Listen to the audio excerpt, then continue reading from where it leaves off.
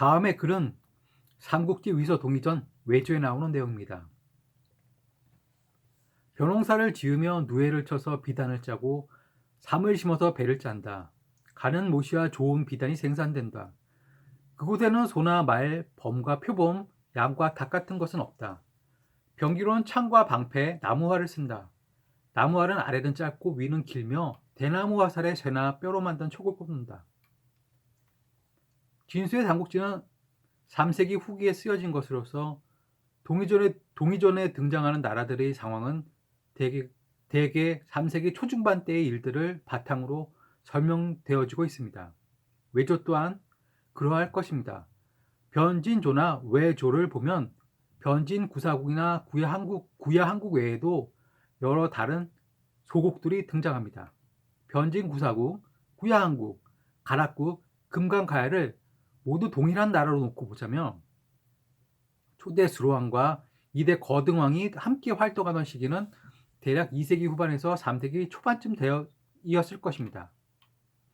그리고 함께 나오는 다른 나라들도 구야한국 못지않게 긴 역사를 갖고 있었을 것이고 금강가야, 즉 가락국의 왕녀가 일본 열도로 건너가 일본 천황가의 모태가 된 때로 생각되어지는 3세기 초 당시에 이미 변진조나 외조에 등장하는 나라들도 그 이전부터 존재하던 나라들이었을 것입니다. 그렇기 때문에 동이전 외조에 등장하는 이 기록은 매우 중요합니다. 당시를 3세기 초중반으로 놓고 보자면 이미 그때 열도에서는 벼농사가 시행되고 있었고 그곳에는 닭이나 양 또는 소나 말은 존재하지 않았습니다. 그러므로 빠가야로라는 일본 욕설도 존재하지 않았을 것입니다. 빠가야로란 사슴과 말도 구분 못하는 멍청이란 뜻인데 말이 존재하지도 않는 나라에서 가당키나 한 욕설이겠습니까? 그러므로 수레를 끄는 말이 되었건 전마가 되었건 일본 열대에 말이 등장하게 된 시점은 3세기 중후반 이후가 될 것입니다. 물론 이 글을 말이 대중화되지 못했다고 해석할 수도 있긴 하겠죠.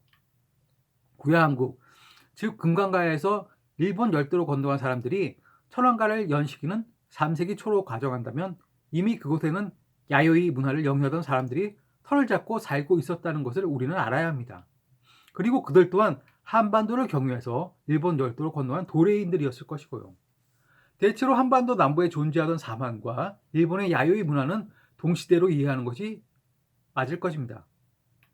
이러한 정황들을 모두 놓고 판단해보면 설령 백제 혹은 부여의 왕족 일부가 일본 천황가로 유입되었다고 해도 그 모든 사건들은 일본 열대에 살고 있는 도레인들 사이에서 벌어진 일들이라고 할 수 있을 것입니다.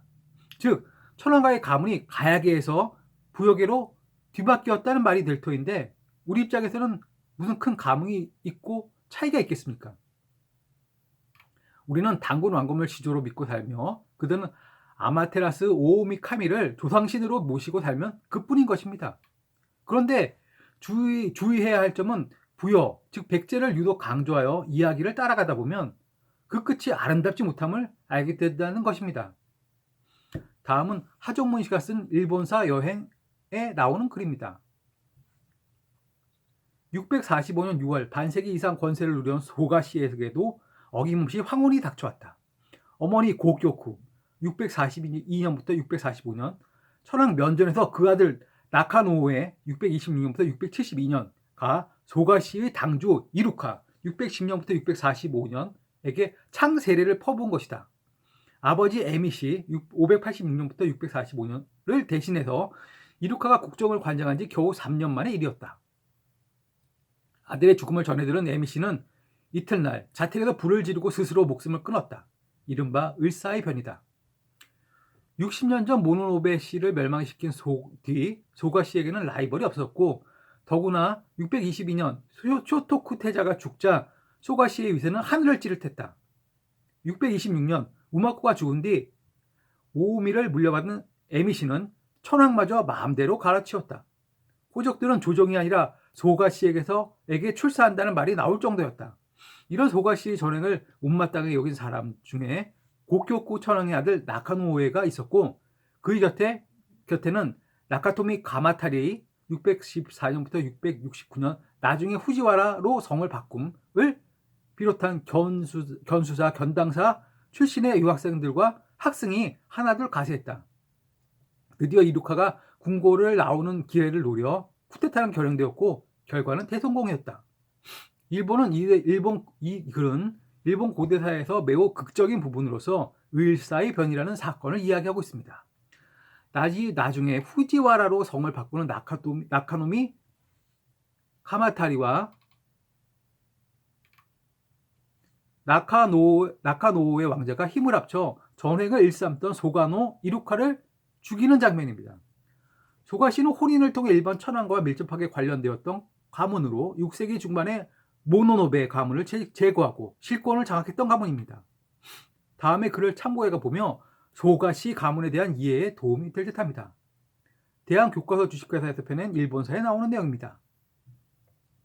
6세기 중반에 김메이 천황의 조정에서 불교의 유입을 반대하는 오무라지 모노노베노 오코시와 도레인과 깊은 관계가 있었으며 불교 유입을 추진하였던 오오미 소가노 이나메가 대립하였다.